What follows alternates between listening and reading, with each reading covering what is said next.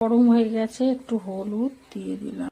এগুলো কেটে রেখেছিলাম, জলের মধ্যে সিদ্ধ করে নেব। নুন দিলাম। মৌরলা মাছটা ভেজে নেব।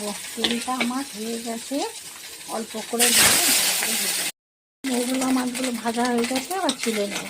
সব মাছটা ভেজে নেব। হয়ে গেছে, একটু সর্ষে ফোড়ন দিয়ে সিদ্ধ করে চটকে নিয়েছি, উপরে জলটা দেবো। মাছের টকে বেশি মিষ্টি লাগে না, যেন অল্প সামান্য একটুখানি দিলাম, একটু মিষ্টি ভাবটা থাকবে বলে। যা মৌরলা মাছটা দিয়ে দিলাম।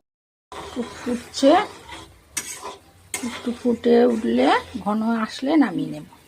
ছোটো আম দিয়ে মৌরলা মাছের টকটা হয়ে গেছে। লাগলে চ্যানেলটাকে লাইক সাবস্ক্রাইব করবেন।